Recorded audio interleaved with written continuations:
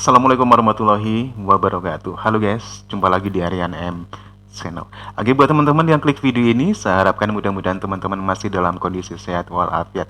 Baik, di kesempatan kali ini saya akan coba react kembali satu video yang menarik. Satu video dengan judul "Kok Bisa Dibangun Kota Cina di Malaysia". Oke, berbicara tentang Malaysia, tentunya kuasa perekonomiannya didominasi oleh kaum Cina. Ini tidak bisa dinafikan teman-teman ya.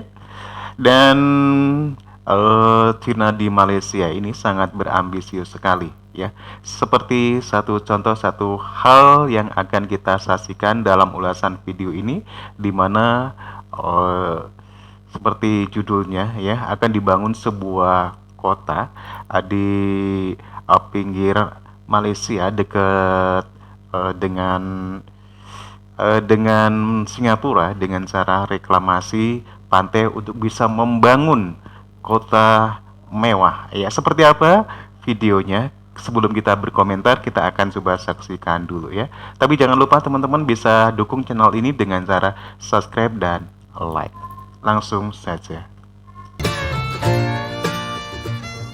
Citra satelit ini menunjukkan sebuah daerah di selatan Malaysia pada tahun 2011 sampai 2018. Apa yang kita lihat di sini adalah salah satu proyek pembangunan kota paling ambisius yang sedang berlangsung. Seluruh kota baru dibangun dari awal. Ini reklamasi nih teman-teman ya. Wah, keren juga, keren, emang keren banget. Forest City.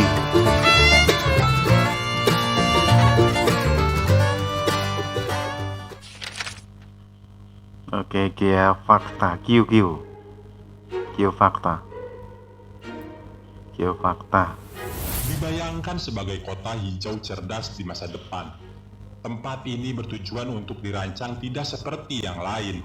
Dengan konstruksi pembangunan yang terus berlangsung, kita sudah bisa melihat kota ini terbentuk. Setelah selesai, kota ini dapat menampung hingga 700.000 orang dengan total anggaran proyek sebesar 100 Pastinya orang kaya-kaya semua ya. Sekarang untuk memahami mengapa pengembang percaya bahwa investasi mereka akan terbayar dan orang ingin tinggal di sini, kita perlu fokus pada lokasi. Kota ini sedang dibangun di negara bagian Johor, Malaysia, di bagian selatan negara tersebut. Di sini Selat Johor bertindak sebagai perbatasan alami antara Malaysia dan negara kota Singapura yang merdeka. Kedekatannya dengan pusat bisnis internasional dekat ini Singapura adalah ini ya. keuntungan geografis yang ingin dimanfaatkan oleh Forest City. Oh, ini nih letaknya ini. Singapura adalah salah satu pusat keuangan terpenting di dunia dan pelabuhan transhipment terbesar di dunia. Dalam hal negara kecil tapi emang punya pelabuhan terbesar di dunia ya. Setelah Shanghai, standar hidup di kota tinggi, ada banyak pekerjaan dan terlalu sedikit ruang. Forest City menjadikan dirinya sebagai solusi yang memungkinkan untuk ini. Ini reklamasi pantai ini. Sementara kedekatan dengan dibikin kota gitu ya. Penting. Kota ini juga direncanakan untuk menjadi pusat kemajuan itu sendiri. Karena sebuah kota tidak bisa menjadi kota kamar tidur, seperti orang hanya tidur di sini tanpa melakukan substansi ekonomi.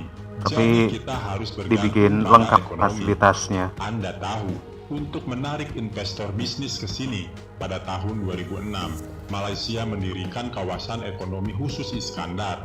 Pemerintah mendukung sejumlah proyek yang dimaksudkan untuk mendorong investasi swasta di wilayah tersebut dengan menyediakan infrastruktur dan ruang komersial. Jadi Malaysia ini ya. Pemerintah ingin menciptakan bisnis yang ramah lingkungan yang mendorong pertumbuhan pembangunan di Singapura agar memperluas melintasi perbatasan ke Malaysia. Beberapa proyek yang disiapkan termasuk upaya pengembangan kawasan pusat bisnis di kota Johor Bahru, pembangunan kampus Universitas Internasional di kota edukasi, investasi ke pelabuhan peti kemas Palapas Tongzong, serta pembangunan kawasan industri besar di dekat Bandara Internasional Seneye. Emang tempatnya strategis banget ya. Sepertinya cocok dengan rencana tersebut dan dapat menjadi pusat kawasan ekonomi yang berkembang di dekat Singapura pada tahap pertama. Namun, hanya satu pulau yang dibangun di awal dan pembangunan selanjutnya bergantung sepenuhnya pada permintaan. Oh, jadi dia selalu reklamasi pantai ya. Yang berfokus pada Jadi kelestarian lingkungan pantai dan diuruk, peningkatan kualitas hidup. dipelebar pantainya. Idenya adalah memadukan alam dan arsitektur. Konsep perencanaan kota adalah menciptakan dasar kota beberapa tingkat sehingga ruang parkir dan jalan tidak terlihat. Di area taman hijau menciptakan area Kalau bebas bukan mobil. orang kaya Di atas tanah dan arsitektur juga harus mengikuti nggak bisa filosofi ini. yang sama seperti yang sudah dapat dilihat dengan apa yang dibangun sejauh ini. Selain itu, angkutan umum listrik direncanakan dengan digitalisasi dan harus digunakan untuk mengelola sumber daya secara efektif di dalam kota. Kota modern. Proyek juga tampaknya menyadari bahwa pendekatan keberlanjutan ini bertentangan dengan fakta bahwa ini adalah proyek reklamasi lahan. Iya. Gencar kota mengiklankan dengan pendekatan hijaunya, namun justru kota ini juga banyak dikritik karena berbahaya bagi lingkungan. Pulau-pulau tersebut bertumpuk Pulau di buatan kawasan ini Padang ya. Lamun, terluas di Malaysia, yang menjadi habitat beragam biota laut. Ekosistem yang rapuh ini terancam oleh reklamasi lahan. Pengembang proyek telah mengumumkan sejumlah tindakan kompensasi, termasuk penanaman mangrove di ladang Lamun dan hutan bakau yang baru ditanam. Selain masalah lingkungan, ada juga kekhawatiran suhu politik yang meningkat. Proyek ini sedang dikembangkan oleh Country Garden Pacific View. Ini adalah penggabungan berbagai investor. Ada perusahaan Malaysia S-Plan Dangga 88, di mana lengan investasi milik negara dari negara bagian Johor Malaysia memegang saham, serta Sultan Johor dan investor swasta yang terkait erat dengan Sultan. Dengan pangsa 60%, pengembang utama adalah perusahaan 60%. China Country Garden. Pemerintah cuma sedikit ya. Perusahaan yang telah membangun proyek perumahan skala besar di Johor Bahru, dan pengaruh Cina pada proyek ini memicu kekhawatiran di Malaysia. Wow, pengaruh Cina. Bagaimanapun, ini adalah kota terencana, di mana semua aspek pembangunan kota dan administrasi diatur oleh penggabungan swasta secara khusus. Ini berarti bahwa kota tersebut akan memiliki pendidikan swasta, perawatan kesehatan swasta, dan bahkan keamanan swasta. Banyak dari apa yang dikelola oleh lembaga pemerintahan di kota lain. Semua akan diatur secara pribadi oleh pemegang saham utama, yaitu perusahaan Cina, yang pada gilirannya menimbulkan kekhawatiran tentang hilangnya kedaulatan di Malaysia. Untuk memahami kekhawatiran ini, mari pertimbangkan proyek ini dalam konteks yang lebih luas.